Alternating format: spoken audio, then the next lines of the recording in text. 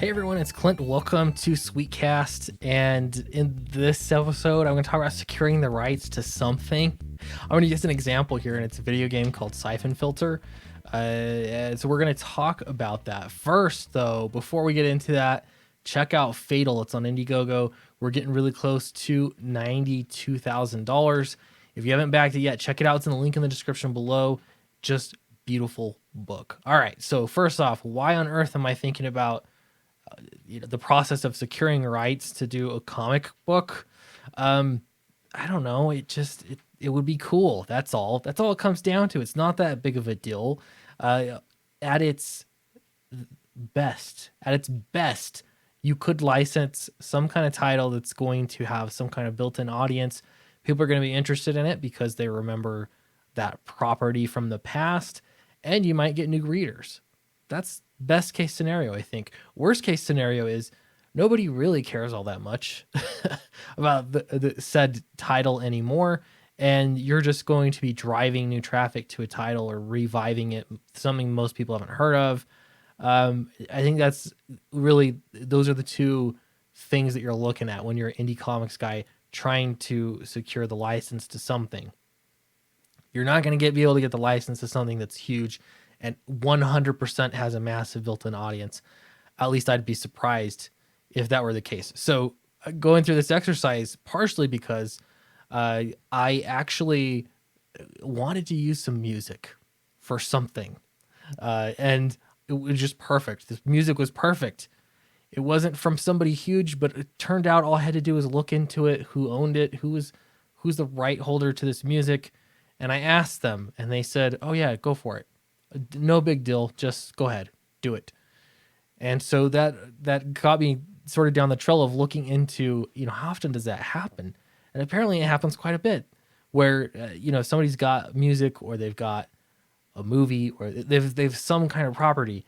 They'd love to see something done with it where they're not doing anything with it. And so, they want to be credited, of course, but that's nothing. I mean, of course, credit people. Anyway, so it kind of got me thinking, how much more difficult would it be to take those same, the just ask principle and apply that to securing rights to a comic? What would be worth doing? And my brother gave me this PlayStation 2, and that was really fun. So I pulled out some old PlayStation games, and Siphon Filter was one of them. And I remember at one point in time, this was my favorite video game. And really, when I look at it, the reason why it was is because it felt like you went into a movie. The story was so good, and you couldn't believe what would happen next. I remember, I think it might have been Siphon Filter 2, but at some point, Teresa, I think is her name, the one giving you instructions, at the beginning of each mission, you can hear her voice. She tells you what to do. She's kidnapped. And it was just so unexpected that would happen because it's just the voice of the person that's telling you what to do. But she's a real person in the game and she gets kidnapped. I just remember that sort of blowing my mind at the time. Anyway, so Siphon Filter, third-person shooter, really fun game, introduced me to a lot of guns. I liked it, and the emphasis is here on the plot. Again, great story. So I looked into it. I thought there were only 3 Siphon Filters. Apparently there were more I didn't know about. So I'm going to be trying to get my hands on those and maybe play them with my new old PS2. And we'll see how that goes. But I sort of followed the trail. How do you even find out who owns the rights? I looked for the studio. The worst possible scenario is that Sony owns it. That would be the worst possible. That would mean essentially your search is over. It's not going to happen. Move on. Okay. Best case scenario is maybe a little studio owns it. Turns out, I think a little studio owns it because you can see the developer here, Bend Studio. Yes, publishers were Sony Computer Entertainment, but I don't really know who actually owns the rights to it. Having said that, nothing has been done with it since 2007, which was more recent than I had expected. But still, 2007 was an awfully long time ago for there to be no games. I've never seen any comics from this, though, to be fair, I haven't done a super deep dive. But I don't think there's been anything like that done with it. So Siphon Filter, I mean, that could be this could be the route you go. So I looked up Bend Studio to check out a little bit about Bend Studio, what you can find. They are located in Bend, Oregon. Now, that scares me just a little bit in that uh, chances are I could roll the dice if I if I went by stereotypes. People working in Bend, Oregon, probably are not going to be interested in having me do a comic book for them. I don't know. Just a thought. But at least there's contact information. So I looked them up to see what they're up to. Looks like they've done some cool games. The only way of contact I could find are social media. Surprise, surprise. But beyond that, they have a super cool website, and that's about it. Anyway, so this begs the question.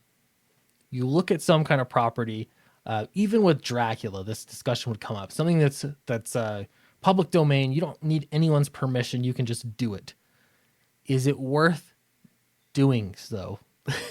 You could, because you can do your own. You can make up your own thing. The trick there, though, is that you're selling a new story from scratch. You're not selling something that already exists. You're not reading story and characters that have already been developed. You know, that there is some effort there that you're just pulling from what already exists and adding to it, fleshing it out, as opposed to just building something from scratch or doing something that's, you know, basically a bootleg version of what else is out there. Is it even worth doing? There are a few examples that I can see to look at, I guess, are the Expendables, Go to Hell specifically, because again, that was an existing title. It was a franchise that already existed, securing the rights and then making it. My question is, and I'm not sure that there's a clear answer for this, but how many people that are just into the Expendables decided, hey, you know what? I'm going to go ahead and back this campaign just because I like Sylvester Stallone, because I like the Expendables, versus how many people are fans of your boy Zach, and then therefore they want to back it because, you know, it's just a cool thing. They were going to back whatever he did anyway, you know, perhaps as long as it appealed. So that's the question. Is it even worth it? I'm not sure I know the answer to that question.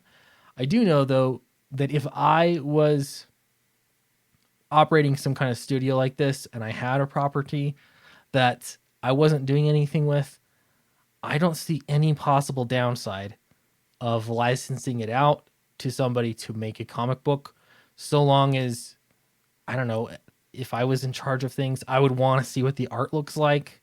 You know, I'd want some kind of reassurance that it's going to be well done, you know, and maybe they'd have some boundaries for what they will and won't allow.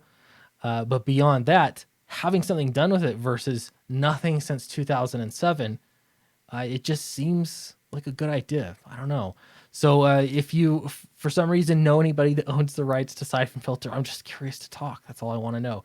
But really, the bigger picture is it even worth it? Is something like this even a good idea? It happens in comics all the time. I got to believe there's a reason why IDW does it so often. Boom Studios does it. It seems like a lot of these smaller publishers that can become big publishers or have, you know, they're approaching the edges. That's what they're doing. And so I don't know. I kind of think that there's something to it, to having some titles people know of and have heard of versus selling them on something completely brand new. So let me know in the comments below what you think. I really appreciate all of you. Don't forget to check out Fatal on Indiegogo, and I will see you in the next video.